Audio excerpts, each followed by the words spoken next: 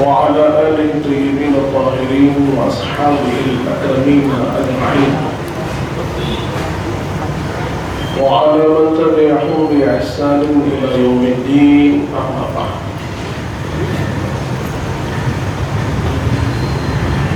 وقال تعالى في شأن حبيبه الكريم: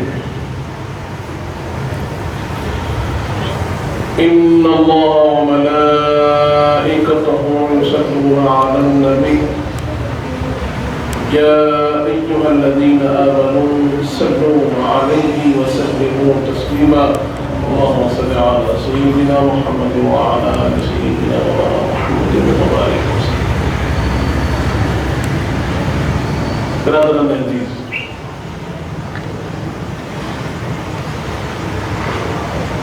جیسے آپ سب سماعت کر رہے تھے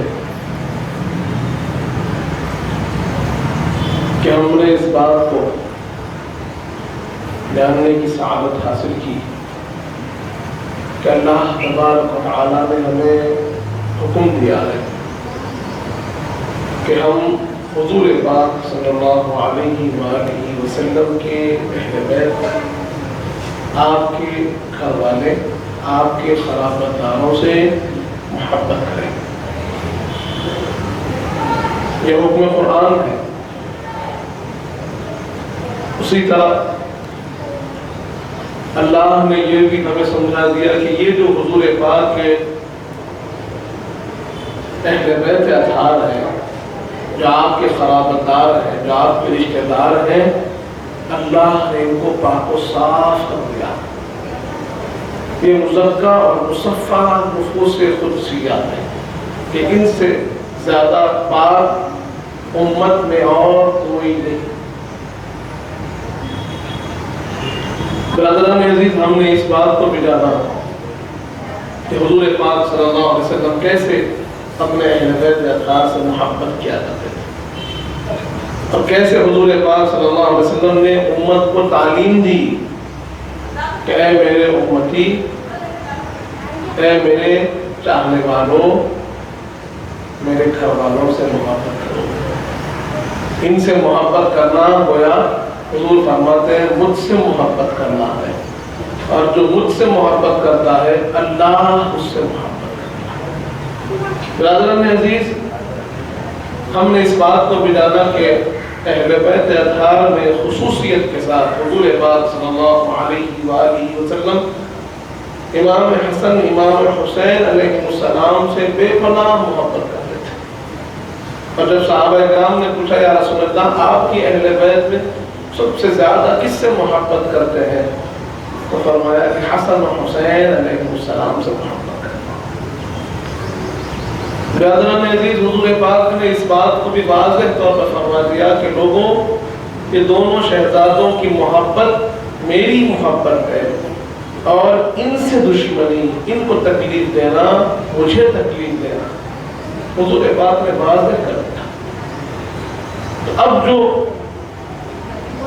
حضور پاک کے چاہنے والے، اللہ کے حکم کو ماننے والے ہیں، وہ صحابہ کرام نے ہمیشہ ہمیشہ ان احکام کی پابندی کرتے ہوئے، حضور پاک کی سنتوں کو زندہ کرتے ہوئے ہمیشہ اہل بیت اطہار سے محبت کی.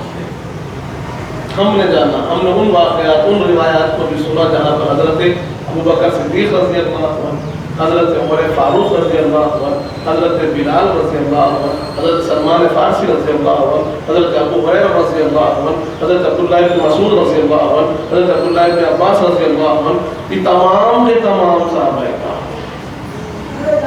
یہ کیا ہم کو سکھائے حضور پاک کے گھر والوں سے کیسے محبت، ہم کو بتائے حضور پاک کے گھر والوں سے کیسے تعلق رکھیں. برادران عزیز، تمام چیزوں کو جاننے کے بعد ہم نے اس بات کو بھی جانا کہ پھر 50 سال میں ایسا کیا ہو گیا کہ حضور پاک یہی خانوادے کو کہ جن کی محبت کا اللہ نے حکم دیا، جن کی محبت کا حضور پاک نے حکم دیا، جن کی محبت کو حضور پاک نے خود اپنی عمل مبارک سے سکھایا ہے، جن کی محبت میں صحابہ کرام نے زندگی گزاری ہے، وہ نفوس قدسیہ کو، وہی حضور پاک کے گھرانے کو، کہ جس چمن کو حضور پاک نے خود گلستہ بنایا ہے، جس چمن کے باغبان خود سرور کائنات رہے، اس باغ اہل بیت کے اطہار کو بھوکا پیاسا رکھ کر شریف کیا ہے۔ یہ بات تو ہمیں سمجھنا ہوگا کہ ایسا کیا ہوا، اور یہ کون لوگ تھے کہ جنہوں نے حضور پاک کے ان تمام گھر والوں کو، کہ جن کی محبت کا حضور پاک نے ہمیں درس دیا ہے، ان کے ساتھ ایسا ظالمانہ سلوک کیا، اتنی زیادہ تکلیف کہ کوئی عام آدمی بھی جس کو تصور نہیں کر سکتا، ایک کلمہ کو نام نہاد مسلمان نے حضور پاک کے خانوادے کے ساتھ اتنا بدسلوکی کی، جبکہ ہم نے اس بات کو بھی جانا، حضور پاک نے فرما دیا واضح حدیث پاک میں کہ جب تک اہل بیت اطہار کی محبت نہ ہوگی، کسی شخص کے دل میں ایمان ہی نہیں آئے گا۔ یہ تمام چیزیں ہم نے قرآن و حدیث سے سیکھی، اس کے باوجود بھی لوگوں نے تکلیف دی، اور کربلا کا جو واقعہ ہمارے سامنے رونما ہوا، کربلا کا جو سانحہ برپا ہوا، اس کی اندر دو باتیں واضح طور پر سمجھ میں آئیں۔ اس کو بھی سمجھنا ضروری ہے کہ حق، سچ، اچھائی کیا ہوتی ہے، اور برائی، خرابی، ظلم کسے کہتے ہیں۔ ایک طرف ہمیں یہ بات معلوم ہوئی، امام حسین علیہ السلام نے ہمیں سکھا دیا کہ صبر کسے کہتے ہیں، قربانی کسے کہتے ہیں، ایثار کسے کہتے ہیں، اللہ کی راہ میں اپنے آپ کو پیش کرنا کسے کہتے ہیں، وہ امام حمام نے کامل طور پر بتا دیا۔ قرآن جہاں کہتا ہے آزمائش کی بات کہ وَلَنَبْلُوَنَّكُمْ بِشَيْءٍ مِّنَ الْخَوْفِ وَالْجُوعِ وَنَقْصٍ مِّنَ الْأَمْوَالِ وَالْأَنفُسِ وَالثَّمَرَاتِ وَبَشِّرِ الصَّابِرِينَ۔ قرآن کہتا ہے کہ ہم 5 چیزوں سے آزمائیں گے۔ کس سے؟ در سے، بھوک سے، کبھی مالوں میں کمی کر کر، کبھی اولاد میں کمی کر کر، اور کبھی جان کو لے کر بھی ہم آزمائیں گے۔ یہ 5 چیزوں سے اللہ فرماتا ہے کہ بندوں کو آزمایا جائے گا، اور وہ بندہ کامیاب ہے، وہ بندہ کامران ہے، وہ بندہ سب سے زیادہ بلند مقام پر ہے کہ جو ان آزمائشوں میں ثابت قدم رہے۔ اور اس کے بعد اللہ فرماتا ہے وَبَشِّرِ الصَّابِرِينَ، کہ یاد رکھو، یہ کہہ دیجئے حبیب کہ اللہ نے صبر کرنے والوں کے لیے خوشخبری رکھی ہے۔ برادران عزیز، آپ کسی بھی شخص کو اٹھا کر دیکھ لیجیے، کسی کو بھی اٹھا کر دیکھ لیجیے، کوئی بھی شہادت کو اٹھا کر دیکھ لیجیے، کوئی بھی آزمائش کو اٹھا کر دیکھ لیجیے، کوئی بھی ابتلا کو اٹھا کر دیکھ لیجیے، کوئی بھی واقعے کو اٹھا کر دیکھ لیجیے کہ یہ 5 چیزیں آپ کو ایک ساتھ نہیں ملیں گی۔ کبھی یہ دکھے گا کہ ہاں بھائی آزمایا گیا تو خوف سے آزمایا گیا، کہ ڈرایا گیا، یہ خوف کا منظر آپ کو نظر آئے گا۔ کبھی بھوک سے آزمانے کا منظر نظر آئے گا، کبھی مال کے تلف ہو جانے کا منظر نظر آئے گا، کبھی آپ کو یہ محسوس ہوگا کہ ہاں چلو بچوں کو جو ہے لے لیا گیا، بچوں پر آزمائش آئی، اس کا منظر نظر آئے گا، کہیں خود جان پر اپنی شخصیت کی جان کا منظر نظر آئے گا۔ لیکن 5 چیزیں ایک ساتھ کبھی آپ کو نظر نہیں آئے گی۔ آپ اوپر سے دیکھ لیجئے جتنی آزمائش اللہ نے بیان کی ہے، ان کے اندر بھی کچھ کہیں 2 آئیں گے، کہیں 3 آئیں گے، کہیں 1 آئے گا۔ یہ تمام کے تمام آزمائشیں اگر آپ کو کہیں نظر آتی ہے، کسی شہادت میں، کسی ایک واقعے میں، کسی ایک شخصیت میں نظر آتی ہے یہ آزمائشیں، آپ دیکھتے ہیں کہ وہ شخصیت امام حسین کی ہے۔ وہ آزمائش کربلا کی آزمائش ہے کہ جہاں پر خوف بھی طاری ہے، ہزاروں کا لشکر سامنے ہے، جہاں پر کوشش یہ ہو رہی ہے کہ آپ کو ڈرایا جائے لیکن آپ نہیں ڈرے، جہاں پر آپ کو یہ کوشش کی گئی کہ آپ کے پانی کو بند کر دیا گیا، کھانے کو بند کر دیا گیا، بھوک کے ذریعے سے آزمایا گیا، لیکن آپ نے حق کا ساتھ نہیں چھوڑا۔ آپ کے مال کو تلف کرنے کی کوشش کی گئی، مال و متاع کو چھیننے کی کوشش کی گئی، لیکن آپ نے اللہ کی راہ کو نہیں چھوڑا۔ آپ کے بچوں کو شہید کر دیا گیا، لیکن آپ نے خدا کے پیغام کو نہیں چھوڑا۔ یہاں تک کہ آپ کے جان عزیز کو شہید کر دیا گیا، لیکن آپ نے حق پرستی کو نہیں چھوڑا۔ آپ نے کہا کہ جان جاتی ہے چلی جائے، اللہ کا حکم، رسول پاک کا حکم چھوٹنے نہ پائے۔ برادران عزیز، تو اللہ جن آزمائشوں کی بات کرتا ہے وہ تمام کی تمام آزمائشیں کہیں ہم کو نظر آتی ہیں تو وہ امام حسین کے ساتھ ہے۔ شہادت کے سب سے بلند مقام پر کوئی فائز نظر آتے ہیں تو امام حسین کی ذات ہے۔ ایسی شخصیت، ایسی ذات ہو کہ جن کی محبت کا حکم اللہ دے رہا ہے، جن کی محبت کا حکم رسول پاک دے رہے ہیں، جن سے محبت کر کر رسول پاک ہمیں سکھا رہے ہیں، تمام کے تمام حضور پاک کے چاہنے والے جن سے بے پناہ محبت کرتے ہیں، ویسی ذات کو شہید کر دیا گیا۔ اور آج افسوس کے ساتھ یہ بات کہنی پڑتی ہے کہ جہاں میں نے عرض کیا کہ دو کردار آپ کے سامنے ہے، دو فیصلہ کن راستے آپ کے سامنے پیش کر دیے گئے، کربلا کے بعد ایک حسینی کردار ہے، ایک حسینی فکر ہے، ایک یزیدی کردار ہے، ایک یزیدی فکر ہے۔ حسینی کردار وہ ہے کہ اگر آپ کو آزمایا جائے خوف کے ذریعے، بھوک کے ذریعے، جان کے ذریعے، مال کے ذریعے، اولاد کے ذریعے، لیکن وہ اللہ کے راستے کو چھوڑے نہیں، حق پرستی کو چھوڑے نہیں، صداقت کو چھوڑے نہیں، اللہ کے پیغام کو تھامے رکھا، اسلامی نظام کو پکڑے رکھا، اور آپ نے بگڑنے نہ دیا اسلام کو، جان دے دی، اللہ کے حکم کو توڑنے نہ دیا، قرآن کے حکم کو چھوٹنے نہ دیا، حضور پاک کی سنتوں کو زندہ رکھا تاکہ لوگوں تک بات پہنچ سکے۔ ایک کردار یہ ہے کہ سب کچھ لٹا دیا اسلام کے نام پر اور اسلام کو آنچ آنے نہ دی، اور ایک کردار یزیدی وہ کردار ہے کہ جس نے دنیا کی خاطر، مال و متاع کی خاطر، عیش و عشرت کی خاطر، مقام و مرتبے کی خاطر کیا کیا؟ اپنے ایمان کو غارت کر دیا، اللہ کے حکم کو توڑ دیا، حضور پاک کے حکم کو چھوڑ دیا، حضور پاک کے ان شہزادوں کو بھوکا پیاسا رکھ کر شہید کر دیا۔ برادران عزیز، یہاں دو کردار نمایاں طور پر ہمارے سامنے ہیں، بالکل،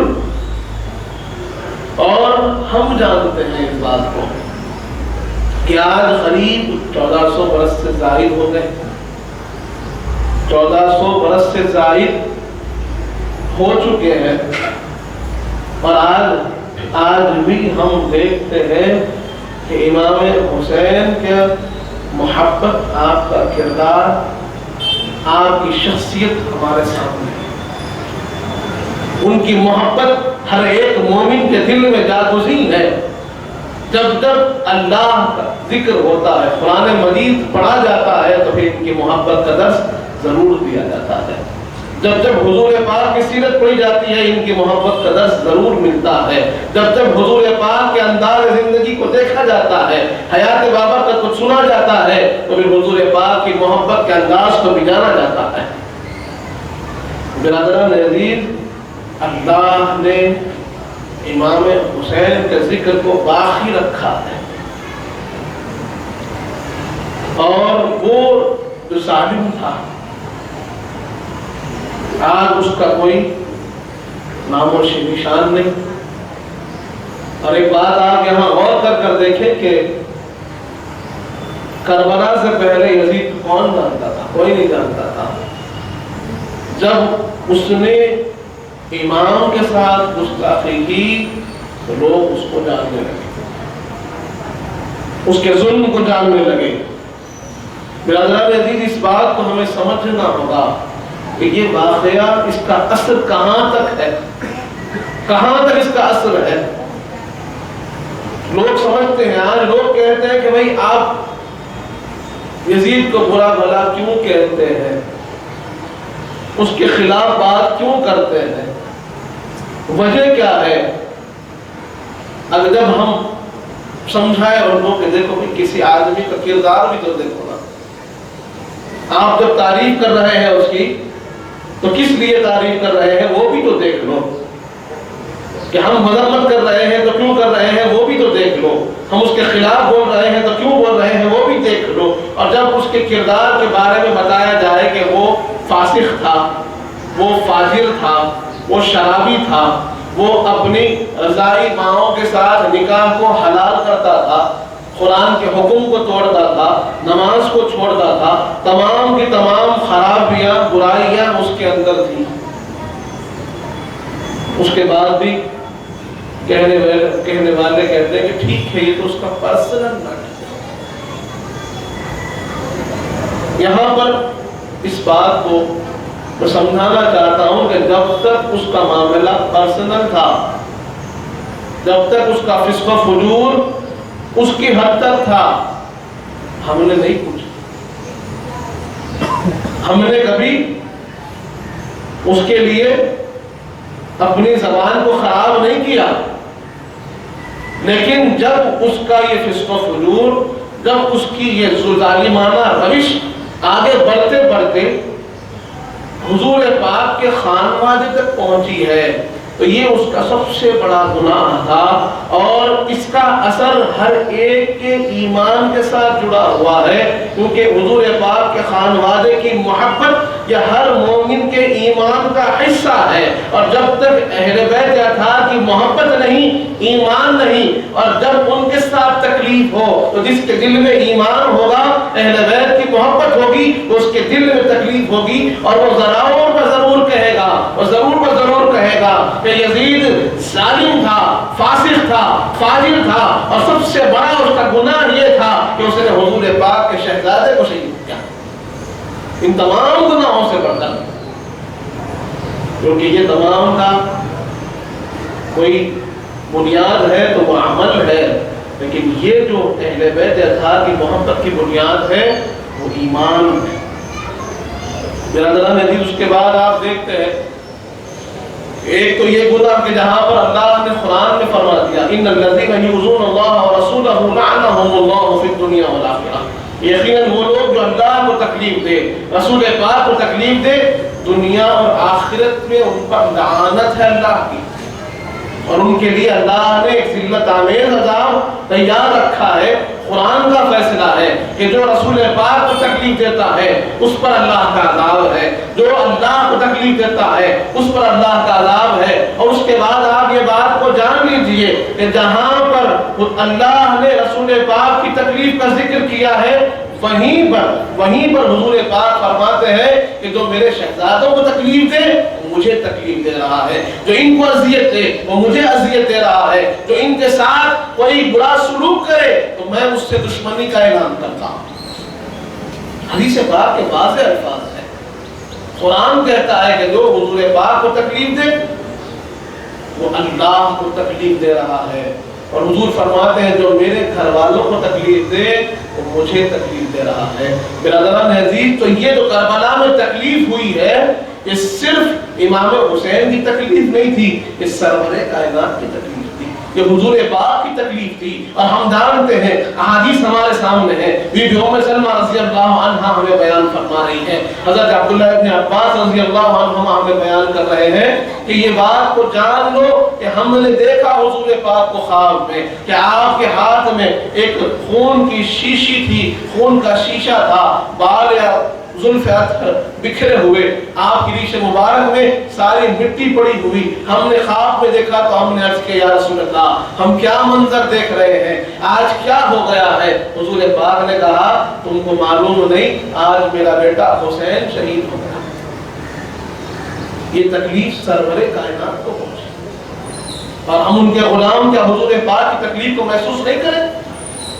برادران عزیز، اس کے بعد پھر آپ دیکھتے ہیں کہ یزید کا سب سے بڑی جرم کوئی ہے، سب سے بڑا گناہ کوئی ہے تو وہ اہل بیت اطہار کو شہید کرنا ہے۔ اس کے بعد پھر آپ دیکھیے کہ یہاں پر اس کا ظلم نہیں ہوتا۔ آج لوگ یزید کو ڈیفینڈ کرتے ہیں، کس لیے ڈیفینڈ کرتے ہیں؟ اس کا کردار دیکھو، وہ بھی بدکار، اس کے کام دیکھو کہ اس نے حضور پاک کے سارے خانوادے کو شہید کر دیا، یہیں پر ظلم نہ ہوتا۔ تاریخ کو اٹھا کر دیکھیں، تاریخ کے وہ صفحات آپ کو گواہی دیں گے کہ جب واقعہ کربلا ہو گیا، حضرت عبداللہ ابن حنظلہ رضی اللہ عنہ صحابی رسول ہے، حضرت حنظلہ غسیل الملائکہ جن کا لقب ہے، ان کے بیٹے ہیں، وہ کہتے ہیں کہ ہم اہل مدینہ اس وقت یزید کے بیعت توڑ چکے، اس وقت ہم نے یزید کی مخالفت کی جب ہمیں یقین ہو گیا کہ اللہ کا عذاب ہم پر نازل ہو جائے گا۔ کون کہہ رہے ہیں؟ حضور پاک کے صحابی کہہ رہے ہیں، جو مدینہ پاک میں رہتے ہیں، وہ فرما رہے ہیں کہ ہم دیکھ رہے تھے امام حسین کی شہادت کے بعد اگر ہم یزید کا ساتھ دیتے تو اللہ کا عذاب ہم پر نازل ہو جاتا۔ اب کیا ہوا؟ یزید کے ظلم کو دیکھا، کربلا کے منظر کو دیکھا تو صحابہ اکرام نے یزید کی مخالفت کی۔ صحابہ اکرام ہے، اہل مدینہ ہے، انہوں نے کیا کیا؟ یزید کی مخالفت کی۔ یزید نے حکم دے دیا کہ جاؤ اور جو جو میری مخالفت کر رہا ہے مدینہ منورہ میں ان کو قتل کر دو۔ اور یزید اعلان کرتا ہے اپنی فوج پر کہ تم کو میں 3 دن کے لیے مسجد نبوی شریف اور حضور پاک کا شہر حلال کرتا ہوں، جو چاہے گا۔ کون سا شہر؟ مدینہ منورہ۔ کس کا شہر؟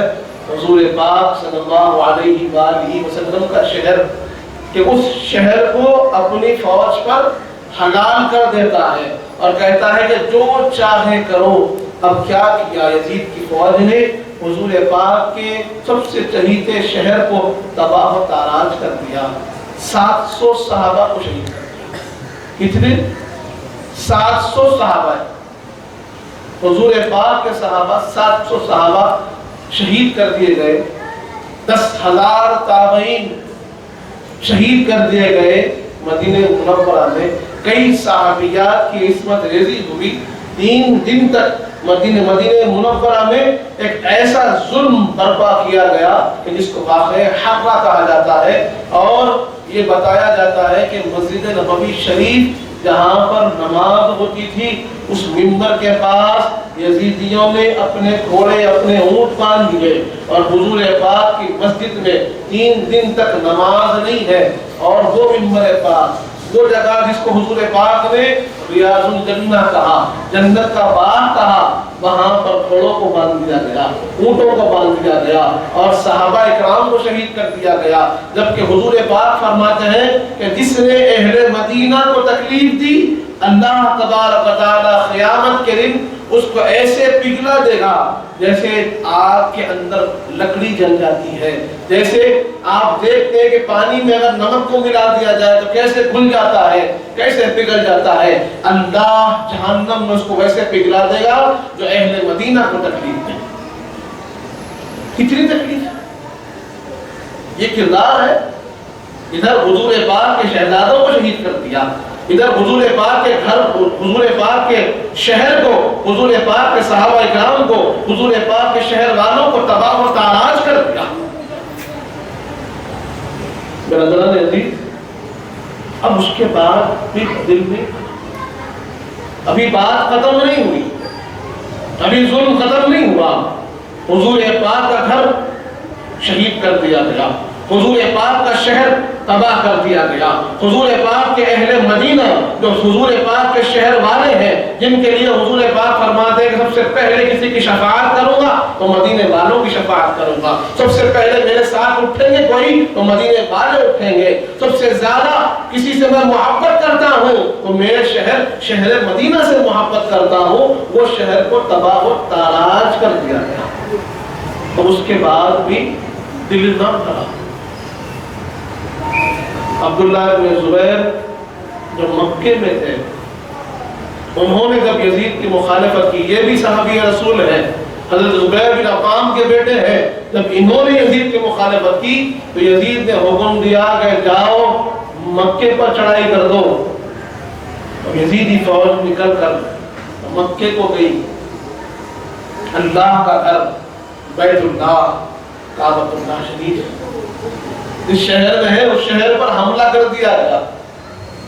یہ بات تو بھی جاننا چاہیے کہ ہم مکے کو حرم کہتے ہیں۔ حرم کا مطلب کیا ہے کہ جہاں کی گھاس کو نہیں توڑ سکتے، جہاں کی کیڑے کو نہیں مار سکتے، وہاں پر کوئی آ جائے تو امن ہی امن پا جاتا ہے۔ مدینہ پاک کا بھی یہی معاملہ ہے۔ مدینہ پاک کو بھی ہم حرم کہتے ہیں کہ وہاں کے نہ آپ کیڑے کو مار سکتے ہیں، وہاں پر نہ آپ گھاس کو توڑ سکتے ہیں۔ جو وہاں داخل ہو جاتا ہے اللہ کی رحمت میں، اللہ کی حفاظت میں، اللہ کے امن میں آ جاتا ہے۔ ویسے شہر کو تباہ کر دیا، اب اللہ کے گھر کی طرف یزیدی فوج نکلی ہے، اور ہوا کیا؟ کیسے اللہ کے گھر کو تباہ کر دیا گیا؟ دیکھیے کہ منجنیقوں سے آگ کے گولے برسائے گئے۔ عبداللہ ابن زبیر جب پیچھے ہٹتے ہٹتے بیت اللہ کے پاس پہنچ گئے تو یزیدی فوج نے کیا کیا؟ باہر سے منجنیق لیے اور آگ کے گولے ڈال دیے۔ کہاں پر؟ حرم مکہ میں۔ مورخین لکھتے ہیں کہ کعبۃ اللہ کا غلاف جل گیا، کعبۃ اللہ کی دیواریں ٹوٹ گئی، کئی صحابہ اکرام کو شہید کر دیا گیا، اللہ کا گھر تباہ ہو گیا، حرم کعبہ تباہ ہو گیا، کئی دن تک نمازیں حرم کعبہ میں بند ہو گئی۔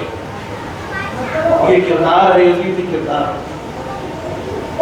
کہ دنیا کی طرف میں، دنیا کی طاقت میں وہ سرکشی جو دنیا کی تخت نے اس کو دی تھی، اتنا سرکش ہو گیا کہ حضور پاک کے خانوادے کو شہید کر دیا، حضور پاک کے شہر کو، شہر والوں کو تباہ کر دیا، اللہ کے گھر کو تباہ کر دیا۔ اب اس کے بعد بھی کوئی اٹھ کر کہتا ہے کہ نہیں یزید اچھا ہے، تو پھر پوچھنا پڑے گا کہ تیرے دل میں ایمان ہے کہ نہیں ہے؟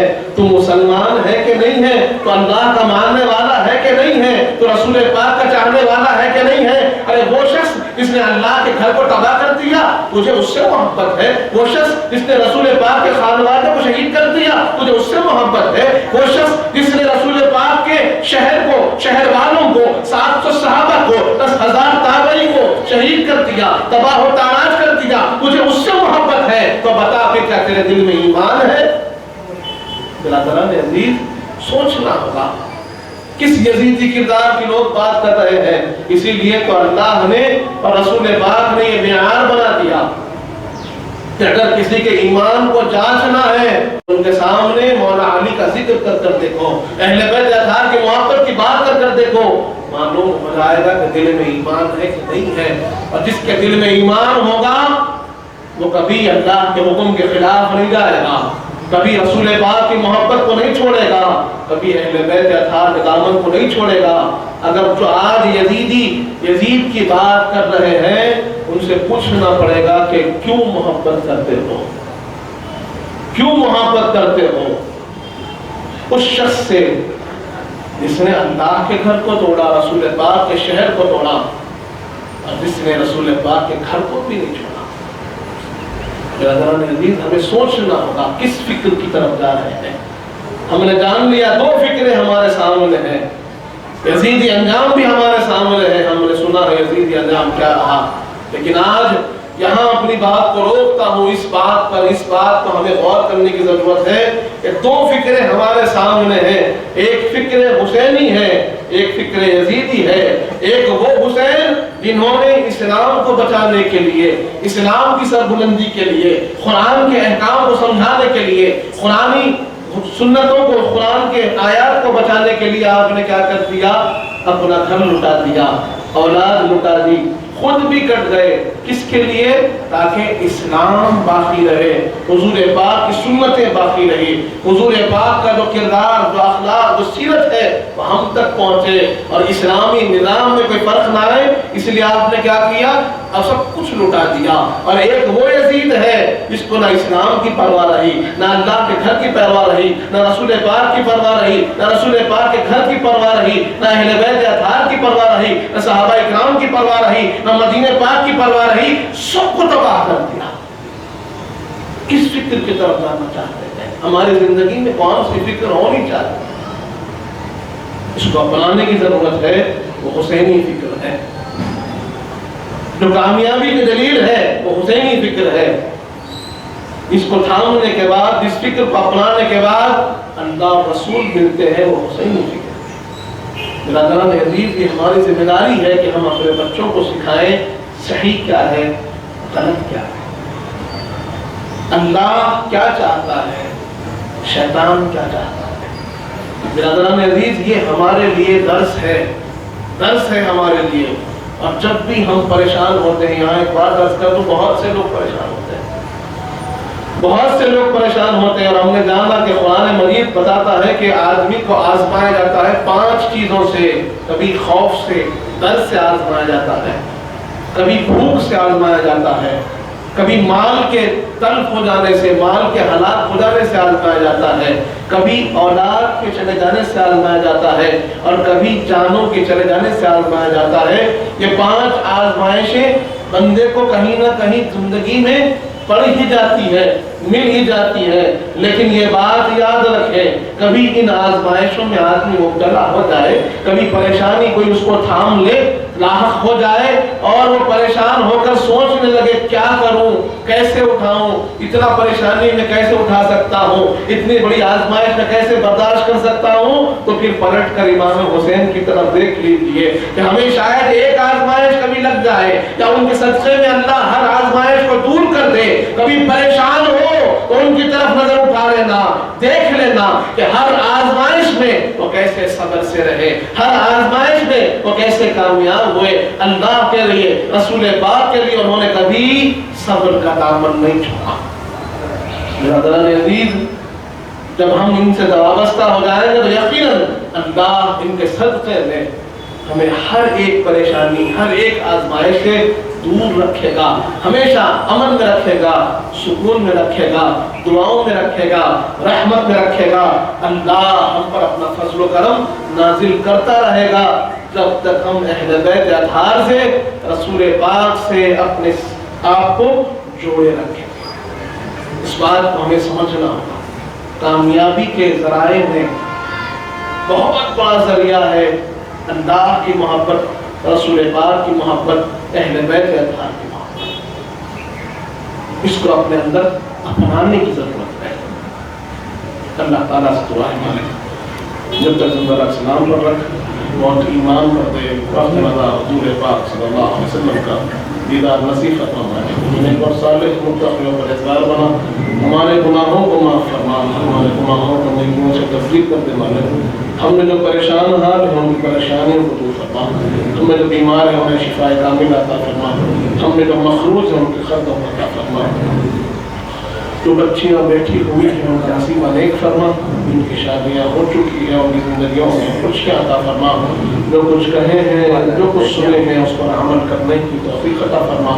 حضور پاک صلی اللہ علیہ وآلہ وسلم کا سچا غلام و امتی بنا بنے، اہل بیت اطہار کا سچا غلام بنا، صحابہ کرام کا چاہنے والا بنا، اولیاء اللہ کا چاہنے والا بنا، ان کے بتائے ہوئے راستے پر چلنے کی توفیق عطا فرما۔